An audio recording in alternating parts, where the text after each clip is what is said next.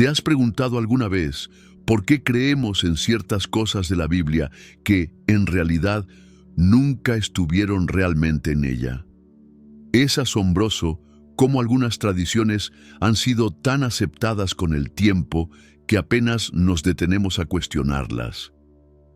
Francisco, con su mirada siempre puesta en la esencia del Evangelio, nos invita a redescubrir la palabra sin las capas de interpretaciones añadidas por la tradición. Hoy vamos a explorar 6 creencias que quizás siempre pensaste que eran bíblicas, pero que podrían sorprenderte. Prepara tu corazón, abre tu mente y toma tu Biblia. Juntos descubriremos qué está realmente escrito en la palabra de Dios y qué forma parte de la tradición popular. 1. La supuesta manzana del Edén. Cuando pensamos en el jardín del Edén, es común imaginar a Eva mordiendo una manzana roja y brillante. Esta imagen ha sido plasmada en innumerables pinturas, películas y libros a lo largo de los siglos. Sin embargo, la Biblia nunca menciona que la fruta prohibida fuera una manzana. En Génesis 3, versículo 6, solo se habla de el fruto del árbol. El texto dice: la mujer vio que el árbol era bueno para comer, agradable a los ojos y deseable para adquirir sabiduría. Tomó de su fruto y comió. Génesis 3, 6. El origen de esta idea proviene de la traducción latina de la Biblia, la Vulgata, donde la palabra malum puede significar tanto mal como manzana. Esta ambigüedad lingüística, junto con el simbolismo de la manzana en la cultura romana, influyó en los artistas y teólogos medievales.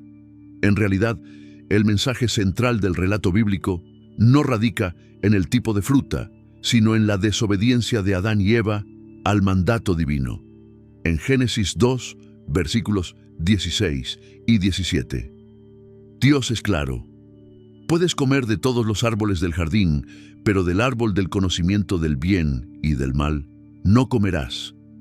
Algunos estudiosos sugieren que la fruta podría haber sido una granada, un higo o incluso un dátil, frutas comunes en la región de la media luna fértil, donde se cree que pudo haber estado el Edén.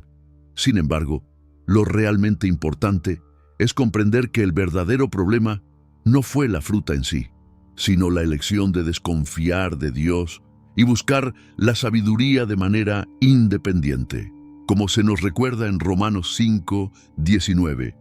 Así como por la desobediencia de un solo hombre, muchos fueron hechos pecadores. 2. Los 3 sabios de Oriente. Cada Navidad, la tradición nos presenta la escena clásica de los 3 sabios con sus coronas doradas, viajando en camellos y siguiendo la estrella de Belén para llevar regalos al niño Jesús. Pero la realidad bíblica es diferente.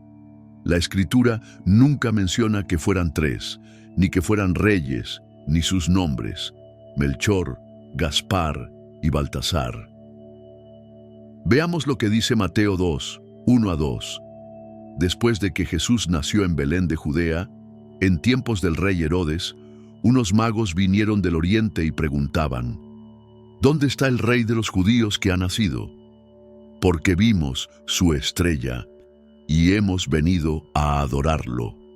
Estos magos probablemente eran astrónomos o sabios de Persia o Babilonia, regiones con una larga tradición en la observación de los astros. La idea de que eran reyes apareció siglos después, basada en interpretaciones de profecías como Isaías 60, donde se dice: las naciones vendrán a tu luz y los reyes al resplandor de tu aurora. El número 3 probablemente surgió porque se mencionan 3 regalos: oro, incienso y mirra. Sin embargo, la Biblia no especifica cuántos magos eran. Podrían haber sido 2 trayendo 3 regalos, o un grupo numeroso con diferentes ofrendas. Otro detalle interesante es que cuando llegaron los magos, Jesús ya no estaba en el pesebre. Mateo 2,11 dice: al entrar en la casa, vieron al niño con María, su madre. Sí, dice casa, no establo. Los estudiosos creen que los magos llegaron meses o incluso años después del nacimiento de Jesús. Sus regalos tenían un profundo significado espiritual. El oro representaba la realeza de Cristo, el incienso su divinidad, y la mirra, usada para embalsamar, anticipaba su sacrificio. Como dice el Salmo 72, 10-11, los reyes de Tarsis y de las islas traerán tributo. Los reyes de Sabá y de Seba ofrecerán dones. Todos los reyes se postrarán ante él. Más allá de los detalles sobre su número o procedencia, lo que realmente importa es lo que simbolizan. Los primeros no judíos en reconocer y adorar a Jesús como rey vinieron de lejos, guiados por la fe, para encontrar y rendir homenaje al Salvador. Su historia nos habla de la perseverancia en la búsqueda de Dios, aun cuando el camino sea largo.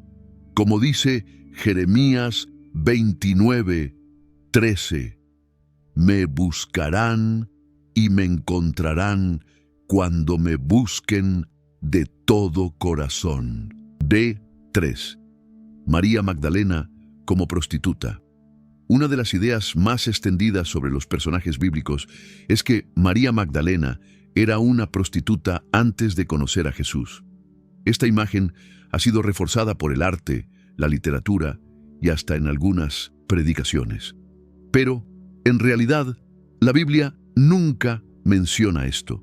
Lo que sí sabemos con certeza es que María Magdalena era una mujer de gran fe, una de las discípulas más cercanas a Jesús y testigo de su resurrección. Se dice en Lucas 8:2 que Jesús había expulsado de ella 7 demonios, pero en ningún lugar se le asocia con la prostitución. La confusión surgió en la Edad Media, cuando algunos intérpretes mezclaron su historia con la de otras mujeres del Evangelio, como la pecadora que ungió los pies de Jesús en Lucas 7:37-50. Sin embargo, la Escritura nunca dice que fueran la misma persona. María Magdalena, en cambio, es recordada en los Evangelios como la primera en ver a Cristo resucitado. En Juan 20:16-18, Jesús la llama por su nombre y le encomienda anunciar su resurrección a los discípulos. Es un testimonio poderoso de la dignidad y el valor de la mujer en la misión de la Iglesia. Este es solo un ejemplo de cómo, a lo largo del tiempo, ciertas interpretaciones han eclipsado la verdad bíblica. Redescubrir lo que realmente dice la Escritura nos ayuda a centrar nuestra fe en la esencia del mensaje de Cristo y a alejarnos de tradiciones que, aunque populares, pueden distorsionar la verdad. María de Magdala era una mujer de una ciudad próspera a orillas del mar de Galilea, y fue Jesús quien la liberó de una opresión espiritual profunda. Francisco, al reflexionar sobre los evangelios, siempre nos lleva a descubrir la verdad en su pureza, sin confundir los relatos con interpretaciones erróneas que han surgido con el tiempo. Y en el caso de María Magdalena, la historia real es mucho más poderosa que cualquier mito. La confusión comenzó cuando distintas narraciones se entrelazaron. María Magdalena, la pecadora que ungió los pies de Jesús con perfume en Lucas 7:36-50, y María de Betania, la hermana de Marta y Lázaro, fueron fusionadas en una misma figura con el pasar de los siglos. Pero en realidad se trata de 3 mujeres distintas. Lo que sí sabemos con certeza es que María Magdalena fue una discípula fiel. Estuvo presente en los momentos más decisivos del ministerio de Jesús. No huyó del Calvario, sino que permaneció junto a la cruz. Juan 19:25. También estuvo allí cuando Jesús fue sepultado. Marcos 15:47. Y fue la primera en verlo resucitado. Juan 20, 14 a 18. Piensa en esto. El mensaje más trascendental de la historia, la resurrección, fue confiado a ella. En Juan 20, 17 a 18, Jesús le dice: «Ve a mis hermanos y diles, subo a mi Padre y a vuestro Padre, a mi Dios y vuestro Dios». Y ella fue y anunció a los discípulos: «He visto al Señor». El testimonio de María Magdalena nos habla de transformación y propósito. Su historia no es la de una mujer caída que encuentra redención, sino la de una persona espiritualmente oprimida que se convierte en un testigo clave de la fe. Como dice 2 Corintios 5, 17, si alguno está en Cristo, es una nueva creación. Lo viejo ha pasado, ha llegado lo nuevo. Pero su historia también nos muestra cómo Jesús valoró a las mujeres en una sociedad que las marginaba. No solo las aceptó entre sus seguidores, sino que les confió un papel fundamental en la proclamación del Evangelio. María Magdalena no necesita leyendas para ser relevante. Su historia es lo suficientemente poderosa por sí misma. Su transformación no fue de prostituta a discípula, sino de una mujer oprimida a una líder de fe. Como nos recuerda Gálatas 5, 1, para libertad nos liberó Cristo. Manteneos, pues, firmes y no os sometáis de nuevo al yugo de esclavitud. 4. Jesús nació el 25 de diciembre. Cuando llega diciembre, las calles se iluminan con luces festivas, los pesebres se instalan en los hogares y las familias se preparan para celebrar la Navidad el día 25. Pero hay algo que podría sorprenderte. La Biblia nunca menciona esta fecha como el día del nacimiento de Jesús. De hecho, hay varias razones para pensar que su nacimiento ocurrió en otro momento del año. Comencemos con lo que nos dice la Escritura. En Lucas 2.8 encontramos una pista interesante.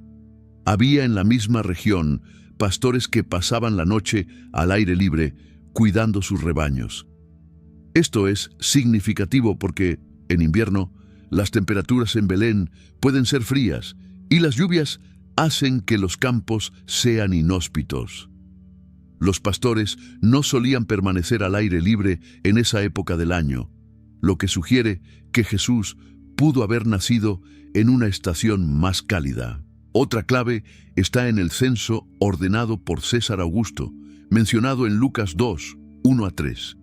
En aquellos días salió un decreto de César Augusto ordenando que se empadronara todo el mundo. Este primer censo se realizó cuando Quirino era gobernador de Siria. Y todos iban a empadronarse, cada uno a su ciudad. Los censos romanos no solían realizarse en pleno invierno, pues viajar en esa época era peligroso. Además, una mujer embarazada, como María, habría enfrentado dificultades extremas en una travesía de este tipo en pleno invierno. Si la Biblia no menciona el 25 de diciembre, entonces, ¿por qué celebramos la Navidad en esa fecha? La respuesta nos lleva al siglo IV, cuando la Iglesia, en un mundo aún impregnado de tradiciones paganas, comenzó a transformar ciertas festividades dándoles un nuevo significado cristiano. En aquella época, el Imperio Romano celebraba el Dies Natalis Solis Invicti, el nacimiento del sol invicto, el 25 de diciembre. Esta fiesta coincidía con el solsticio de invierno, cuando los días comenzaban a alargarse de nuevo, simbolizando el triunfo de la luz sobre la oscuridad. Los primeros cristianos, de hecho, no celebraban el nacimiento de Jesús. Su énfasis estaba en su muerte y resurrección. La celebración de la Navidad, tal como la conocemos hoy, se desarrolló a lo largo de los siglos, incorporando diversas tradiciones culturales. Es interesante ver cómo diferentes comunidades cristianas celebran la Navidad en fechas distintas. Por ejemplo, La Iglesia Ortodoxa la celebra el 6 de enero, fecha conocida en Occidente como la Epifanía. Algunas iglesias armenias la conmemoran el 18 de enero. Lo más fascinante es cómo Dios, incluso a través de fechas con un origen pagano, ha permitido que el mensaje del Evangelio llegue a todas partes, como se dice en Romanos 8, 28. Y sabemos que en todas las cosas Dios obra para el bien de quienes lo aman. La fecha adoptada por la iglesia primitiva ayudó a muchas personas a comprender mejor quién es Jesús, la verdadera luz del mundo. D5. La apariencia física de Jesús. ¿Te has dado cuenta de que Jesús casi siempre es representado de la misma manera en el arte? Cabello largo, piel clara, ojos claros, rostro sereno. Pero aquí hay algo que quizás te sorprenda. La Biblia no ofrece ninguna descripción detallada de su aspecto físico. De hecho, la única referencia profética a su apariencia se encuentra en Isaías 53, 2. No tenía belleza ni majestad que nos atrajera a él, ni nada en su apariencia que nos hiciera desearlo. Esto es bastante diferente de las imágenes a las que estamos acostumbrados, ¿verdad? Jesús fue un judío del siglo I, nacido en el Medio Oriente. Considerando su contexto histórico y geográfico, es probable que tuviera rasgos comunes entre los hombres de esa región. Piel más oscura, cabello y barba oscuros, y ojos de tamaño medio. La imagen de Jesús que conocemos hoy fue profundamente influenciada por el arte del Renacimiento europeo. Artistas como Leonardo da Vinci y Miguel Ángel lo representaron con características que reflejaban a la gente de su propia cultura, europeos de piel clara. Un descubrimiento arqueológico interesante proviene de una antigua sinagoga en Dura Europos, Siria, del siglo III. Los murales encontrados allí muestran cómo vestían y lucían los judíos de la época.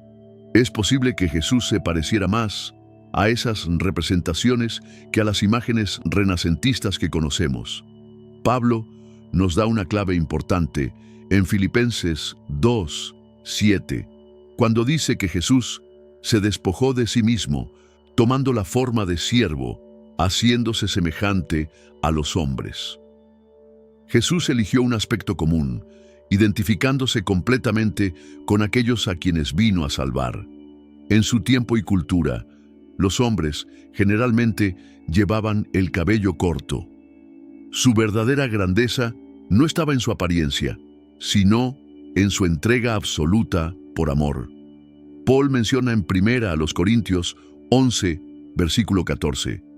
¿No os enseña la misma naturaleza que si un hombre lleva el cabello largo, le es deshonroso? Esto sugiere que Jesús no necesariamente tenía el cabello largo como lo representan tantas pinturas. Francisco, con su manera de ver la fe en su esencia más pura, nos recuerda que el verdadero rostro de Cristo no es el que está en los lienzos, sino el que se refleja en cada corazón que sigue su mensaje de amor y redención. Más allá de la imagen física, lo que realmente importa es su mensaje, su sacrificio y su enseñanza universal. Como nos dice Gálatas 3, 28. No hay judío ni griego, no hay esclavo ni libre, no hay hombre ni mujer, porque todos vosotros sois uno en Cristo Jesús.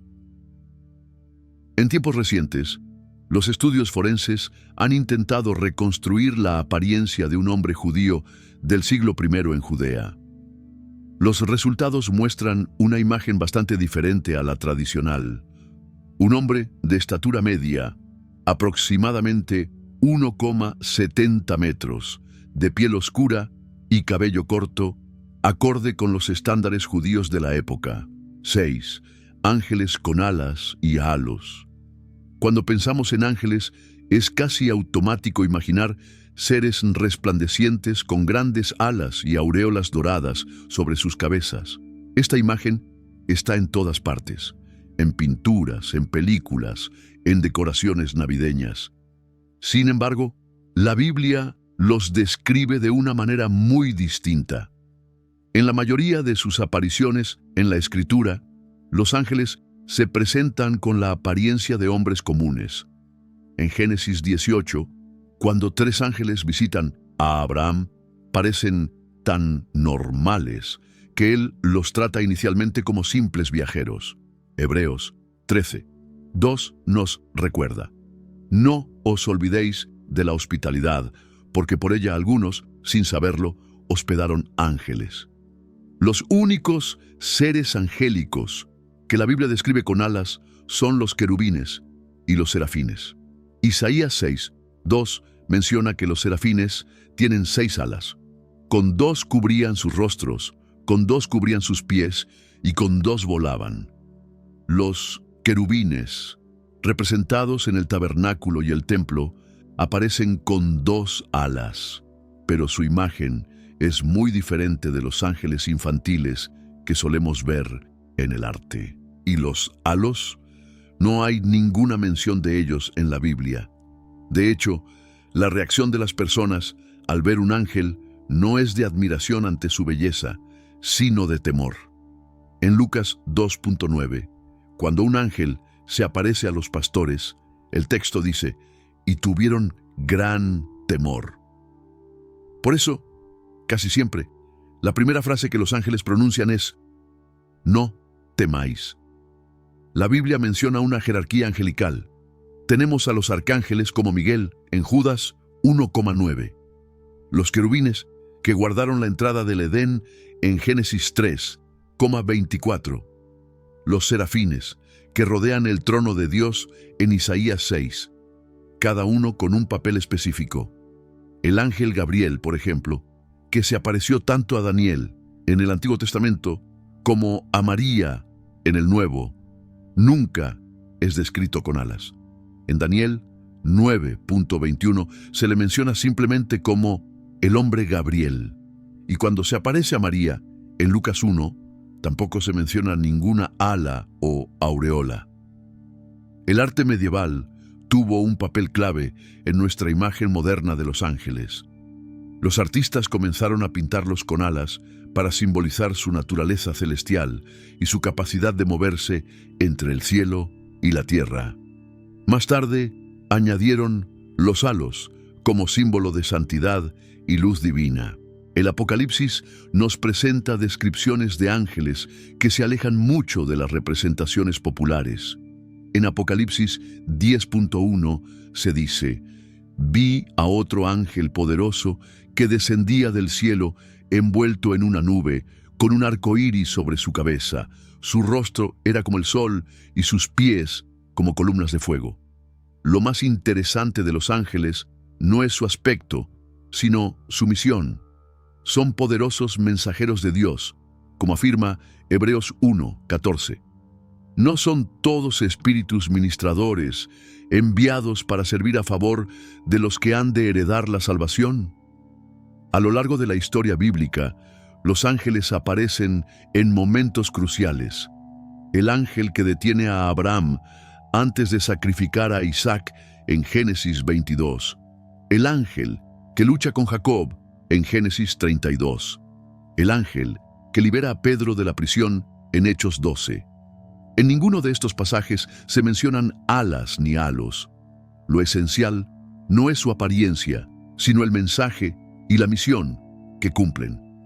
Como todo lo que proviene de Dios, los ángeles no están para ser admirados por su belleza, sino para recordarnos que su labor es guiarnos a la verdad y ayudarnos a reconocer la presencia de Dios en nuestras vidas. A lo largo de los siglos, muchas creencias populares han moldeado nuestra comprensión de la fe, a veces alejándonos de la esencia de la palabra de Dios.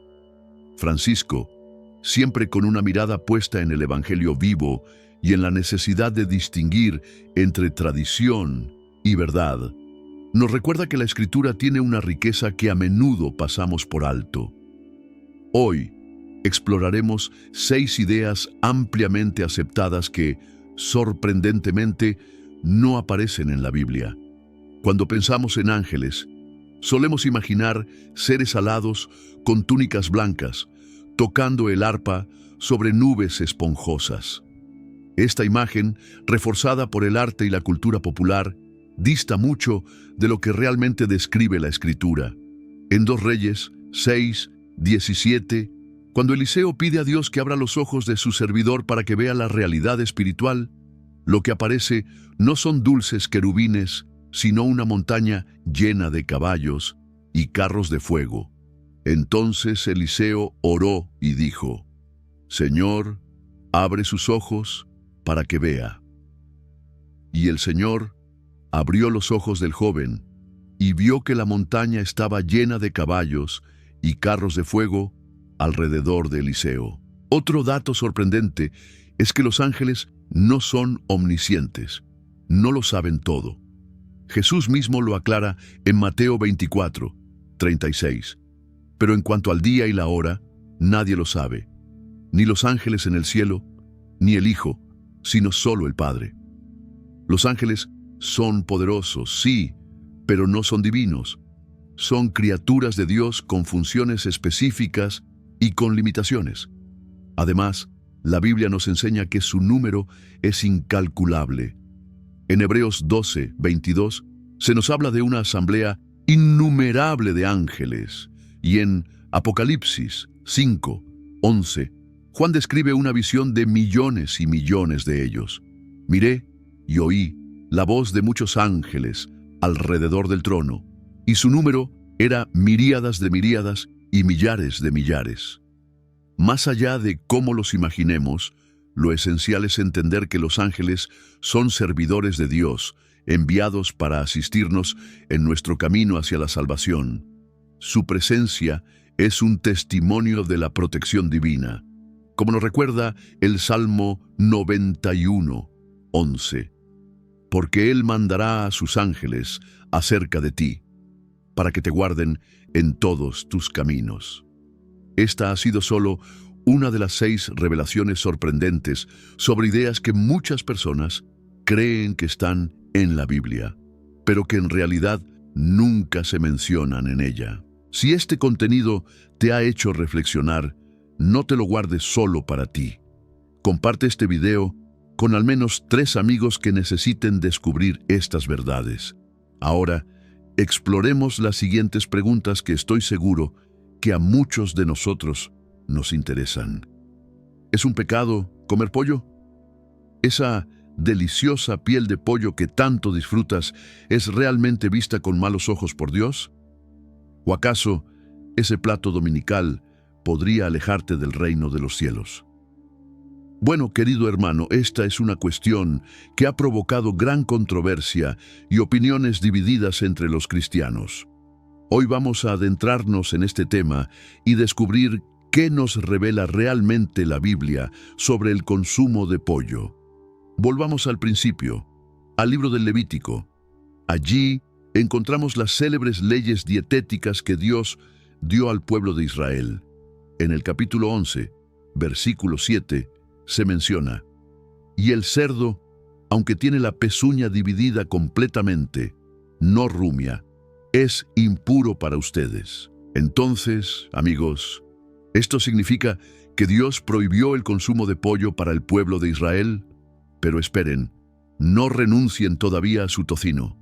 Es crucial entender el contexto de estas leyes. Dios estaba estableciendo una alianza con Israel. Quería que su pueblo fuera diferente a las naciones paganas de su entorno. Las leyes dietéticas formaban parte de un conjunto más amplio de normas destinadas a la santificación, a la separación para Dios. ¿Pero qué tenía de especial el cerdo? Bueno, además de no ser rumiante, lo cual era un criterio para determinar la pureza de los animales, el cerdo era considerado impuro en muchas culturas antiguas. Se alimentaba de cualquier cosa, incluso de carroña, y podía transmitir enfermedades. En el contexto del Antiguo Testamento, la prohibición de consumir cerdo tenía sentido. Se trataba de salud, de distinción frente a los pueblos paganos y de obediencia a Dios. Pero, ¿estas leyes siguen vigentes hoy? Paciencia, estamos llegando a ello. Antes, necesitamos comprender mejor el propósito de estas normas en el plan divino. ¿Por qué Dios entregó estas leyes alimentarias a su pueblo? ¿Era acaso una cuestión personal contra los cerdos? ¿O había algo más profundo detrás? En realidad, las normas dietéticas tenían múltiples propósitos. En primer lugar, como ya mencionamos, se trataba de santidad. Dios deseaba que Israel fuera un pueblo distinto, un testimonio ante las naciones. En Levítico 11, 44 a 45, se dice: «Yo soy el Señor, vuestro Dios. Consagraos y sed santos, porque yo soy santo. No os hagáis impuros con ningún animal que se arrastra sobre la tierra». ¿Lo ves? La cuestión no era solo lo que comían, sino quiénes eran. Dios deseaba un pueblo apartado para Él. Además, otro propósito de estas normas era el bienestar físico del pueblo. En una época sin refrigeración ni conocimientos avanzados de higiene, el consumo de ciertos alimentos representaba un gran riesgo. El pollo, por ejemplo, podía ser un foco de infecciones si no se cocinaba adecuadamente. Y así, la ley no solo marcaba un camino de santidad, sino también de prudencia y cuidado. A través de estos mandamientos, Dios enseñaba a su pueblo a discernir entre lo puro y lo impuro, a practicar la obediencia y a recordar que su relación con Él era el centro de sus vidas. Pero esperen, aún falta una parte esencial. Veamos cómo Jesús abordó estas leyes. Francisco, en su visión pastoral, siempre ha insistido en la necesidad de comprender la Escritura desde la luz del Evangelio, para no quedarnos atrapados en una interpretación rígida y sin vida. Así que avancemos en el tiempo hasta el Nuevo Testamento. Pero antes de continuar, quiero pedirte desde lo más profundo de mi corazón que dejes tu me gusta en este video y comentes abajo si consumes carne y qué opinas sobre este tema. Ahora, volviendo a la pregunta inicial, ¿cómo gestionó Jesús estas leyes dietéticas? Reafirmó la prohibición de ciertos alimentos. Si revisamos los evangelios, no encontramos a Jesús prohibiendo ni permitiendo explícitamente el consumo de carne. Sin embargo, hay un pasaje clave en Marcos, capítulo 7, que nos da pistas sobre su enseñanza al respecto. Los fariseos criticaban a los discípulos de Jesús por no lavarse las manos antes de comer, según la tradición. Entonces, Jesús pronunció palabras que seguramente sorprendieron a muchos. Nada de lo que entra en el hombre puede contaminarlo, sino lo que sale de él. ¿Qué significa esto? Que la verdadera pureza no radica en lo que comemos, sino en el corazón. Los pensamientos impuros, la inmoralidad, la falta de amor y la dureza del alma son lo que realmente separa al hombre de Dios. Pero esto no quiere decir que Jesús desestimara la ley. Recordemos que Él mismo afirmó que no venía a abolirla, sino a darle cumplimiento. Mateo 5, versículo 17. Francisco ha hablado en muchas ocasiones sobre la profundidad del mensaje de Jesús y cómo Él no vino a abolir la ley, sino a darle su verdadero significado. La santidad no nace de la mera observancia de normas externas, sino de un corazón transformado por el amor de Dios. Jesús estaba preparando el camino para un nuevo pacto, en el que la ley ya no estaría escrita en tablas de piedra, sino en los corazones de las personas. Y entonces, ¿cómo comprendieron los apóstoles esta enseñanza? ¿Continuaron siguiendo las leyes dietéticas o comenzaron a comer carne impura? En Hechos, capítulo 10, encontramos un episodio fundamental. Pedro, uno de los principales apóstoles, tiene una visión extraordinaria.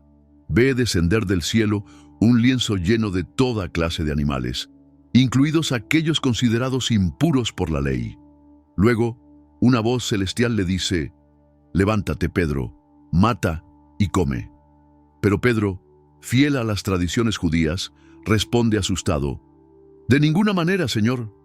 Nunca he comido nada impuro o inmundo». La voz insiste: «No llames impuro a lo que Dios ha purificado». La visión se repite 3 veces. Dios quería dejar claro a Pedro que algo había cambiado, pero el mensaje iba más allá de la comida.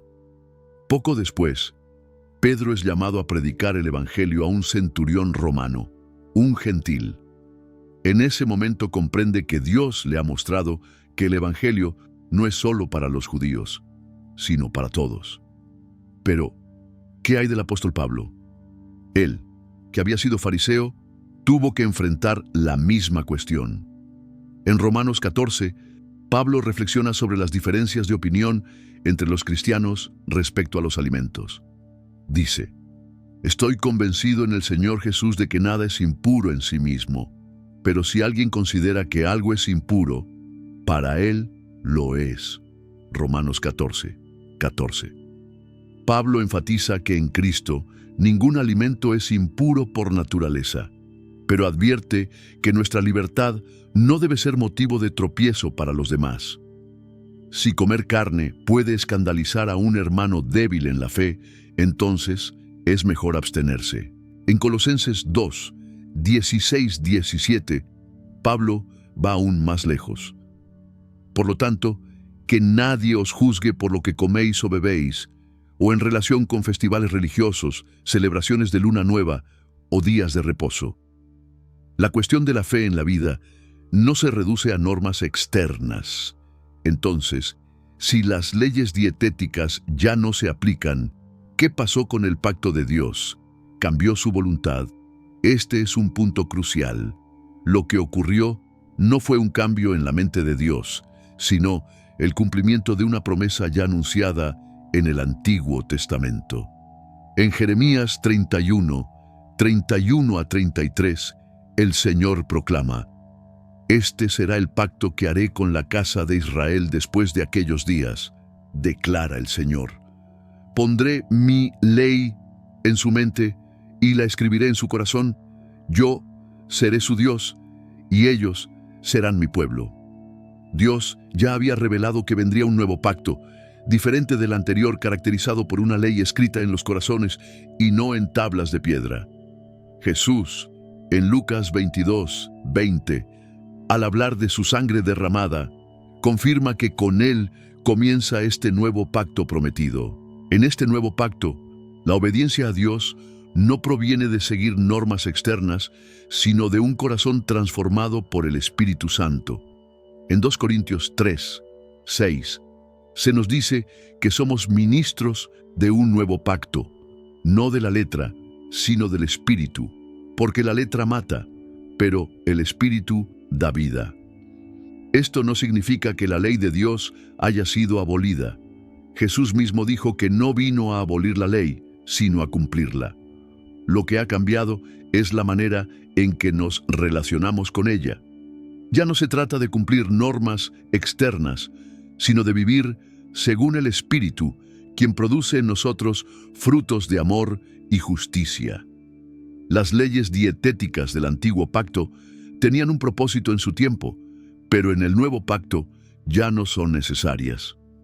La pureza que Dios busca en nosotros no se define por lo que comemos o dejamos de comer, sino por un corazón rendido a Él.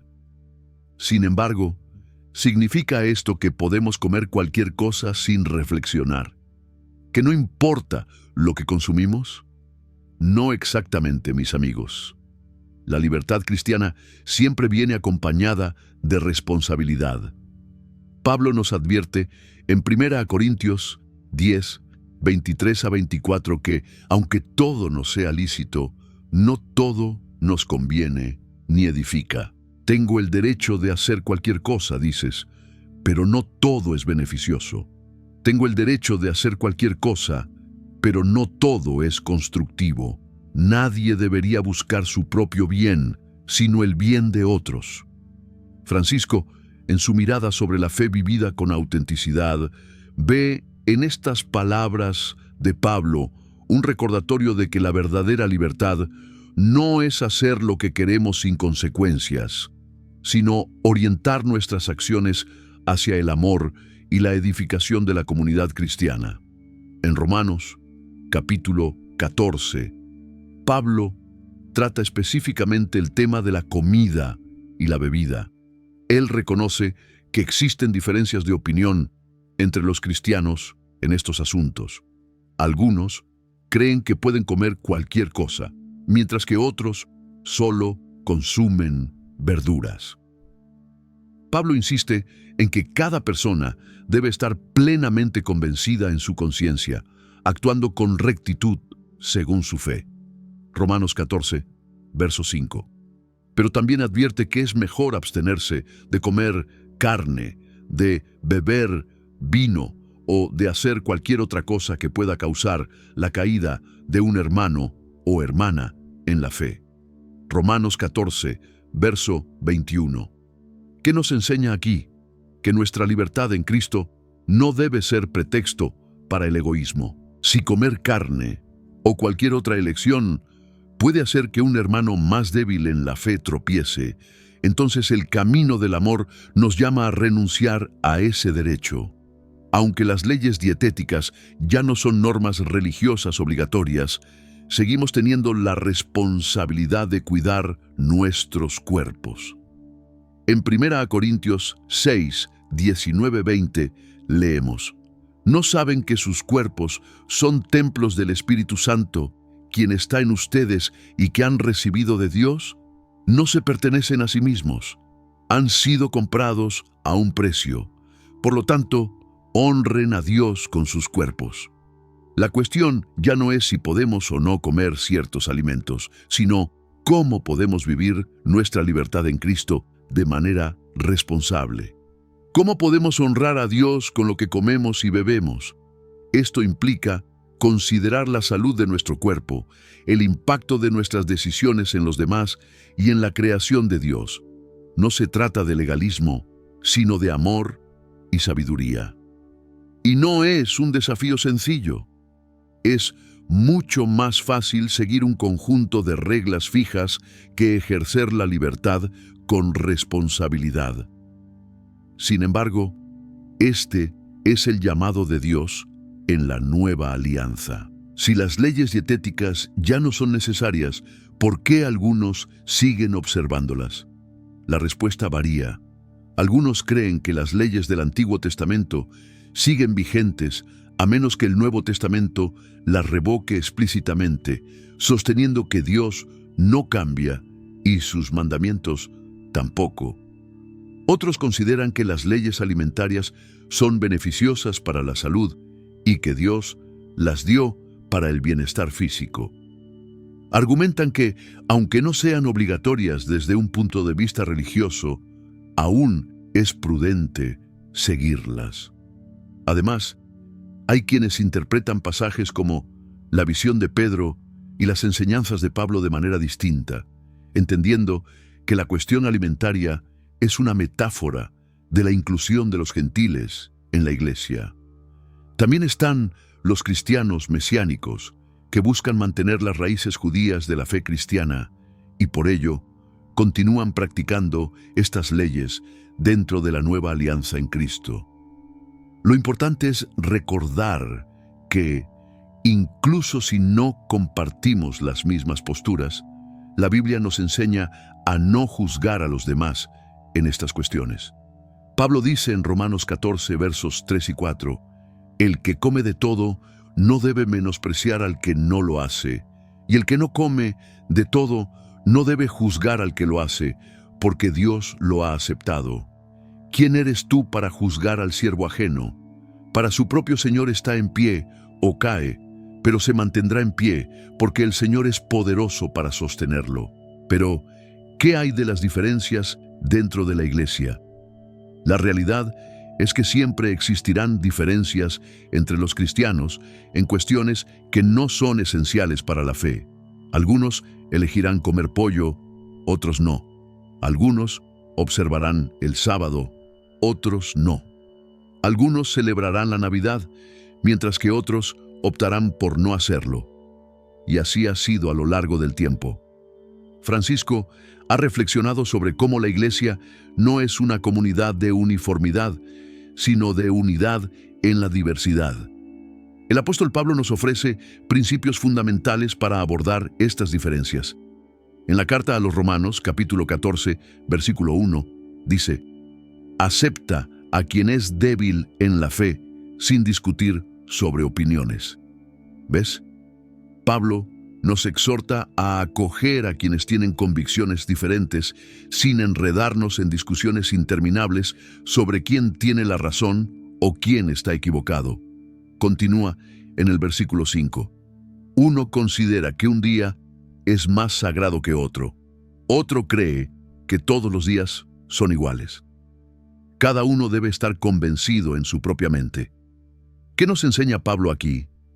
Que en asuntos no esenciales, cada persona debe tener la libertad de seguir su conciencia ante Dios. Sin embargo, esto no significa que cualquier cosa sea válida o que todas las opiniones sean igualmente correctas. La Iglesia, como comunidad de fe, se construye sobre la base de Cristo y no sobre diferencias en prácticas externas. Así, todos los que han sido llamados a la vida cristiana lo son en el mismo espíritu de amor y reconciliación. Por eso, si creemos que podemos comer algo, pero tenemos un hermano que por convicción personal no lo hace, deberíamos respetarlo. No es correcto imponerle nuestras costumbres ni ridiculizar su postura. Del mismo modo, quienes decidan abstenerse de ciertos alimentos no deberían juzgar a quienes los consumen. Cada uno debe seguir su conciencia ante Dios. Lo verdaderamente importante es que estas diferencias no se conviertan en una fuente de división dentro de la Iglesia. Nuestra unidad se encuentra en Cristo, no en lo que comemos o dejamos de comer. Pero, ¿qué ocurre si alguien enseña que seguir ciertas normas alimentarias es necesario para la salvación? Eso es otra historia. Pablo fue contundente con aquellos que intentaban imponer la ley como un requisito para la salvación. En Gálatas 5:4 advierte: ustedes, que tratan de ser justificados por la ley, han roto con Cristo, han caído de la gracia. Ahora bien, ¿hay algún beneficio en seguir ciertas normas dietéticas hoy en día? ¿Pueden seguir teniendo algún sentido? Pensemos en ello por un momento. Primero, es bueno recordar que Dios estableció estas leyes con el propósito de cuidar a su pueblo. Las circunstancias han cambiado, pero la intención original era preservar la salud y el bienestar.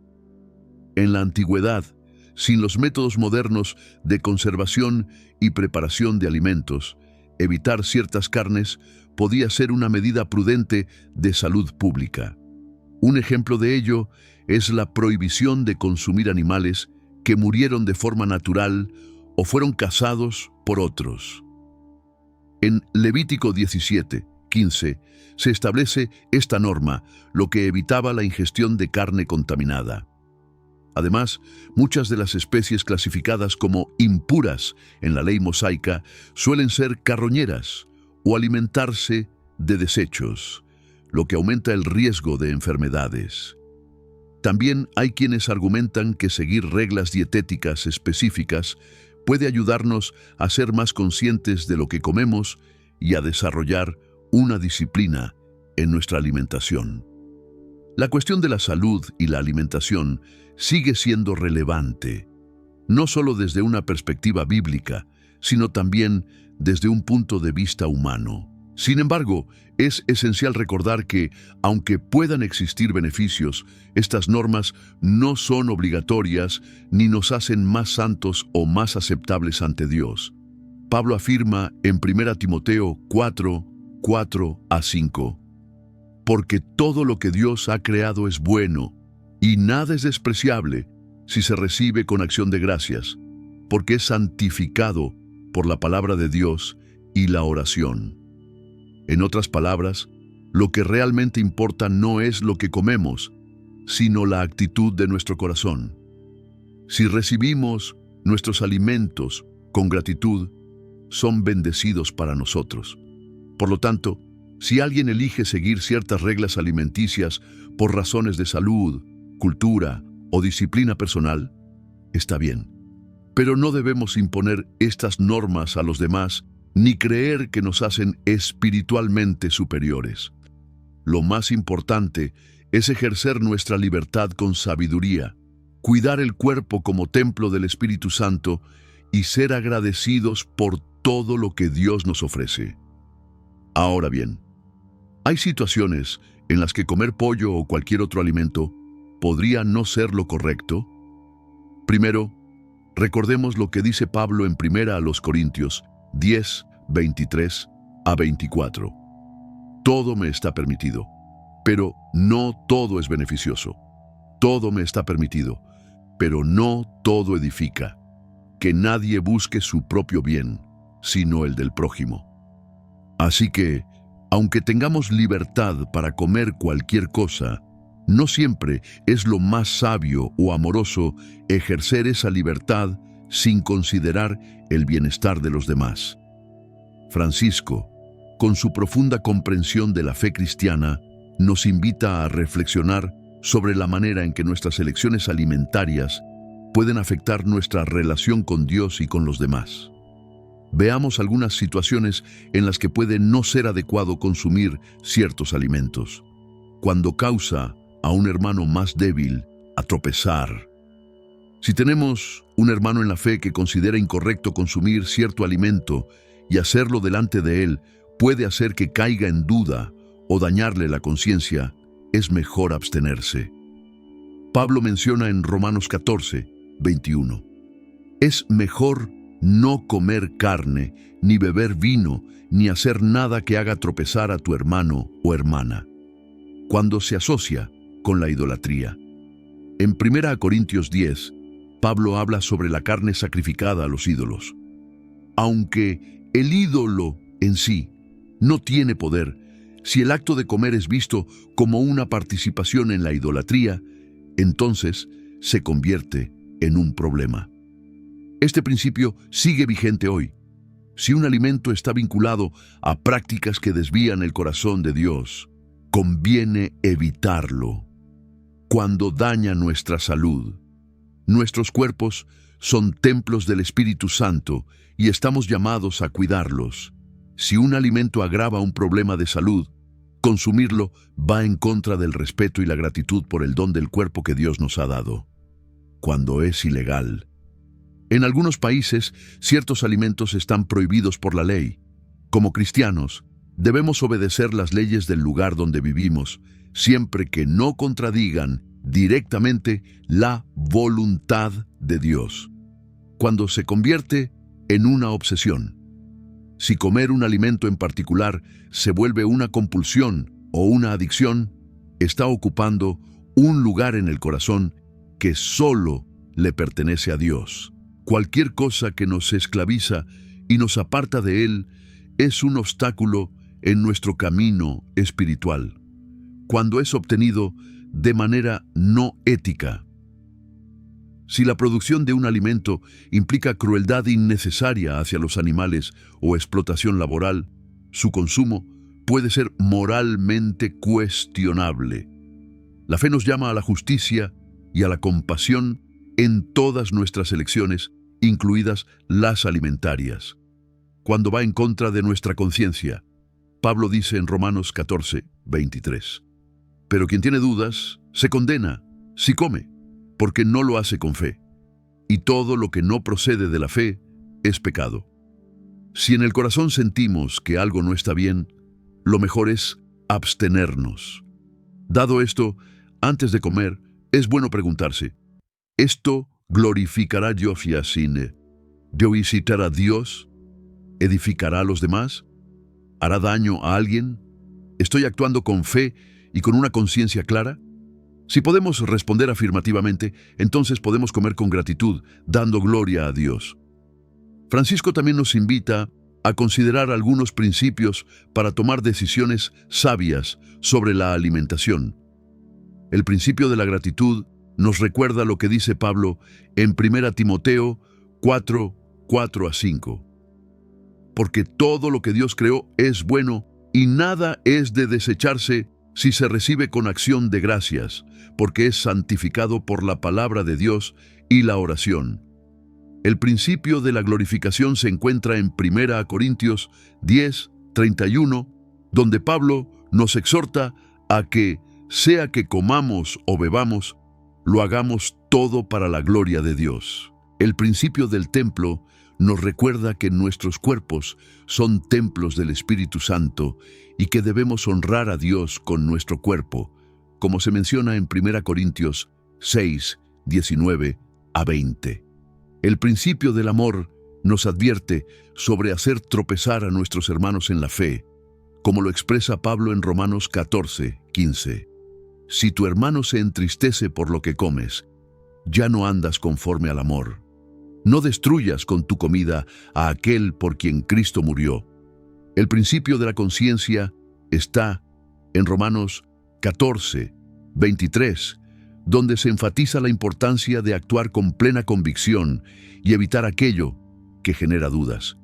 El principio de la administración nos llama a usar sabiamente los recursos que Dios nos ha dado, tanto en el ámbito financiero como en el respeto por la creación. El principio de la moderación nos alerta contra la glotonería, un pecado mencionado en Proverbios 23, 2. Pon cuchillo a tu garganta si eres dado a la glotonería. La templanza es una virtud cristiana. El principio de la comunidad nos recuerda que compartir la mesa es parte de la vida cristiana y nuestras elecciones alimentarias no deberían aislarnos de otros creyentes.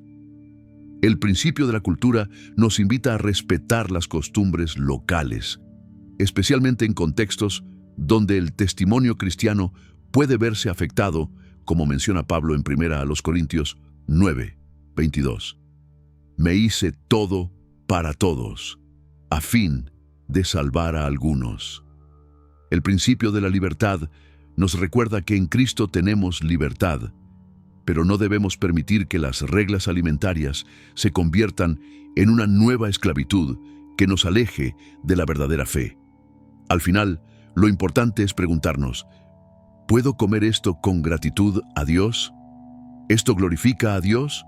Si la respuesta es sí, entonces podemos participar con alegría y con un corazón lleno de acción, de gracias.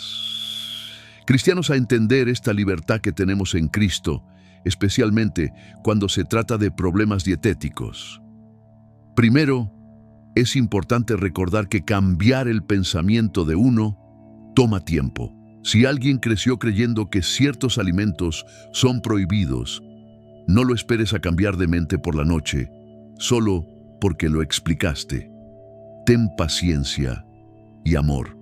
Pablo nos da un buen ejemplo en 1 Corintios 8. Sabía que los ídolos eran nada y que comer carne sacrificada a los ídolos no era malo en sí mismo, pero no se fue a forzar a todos a comer esa carne. Él era sensible a los hermanos más frágiles en la fe.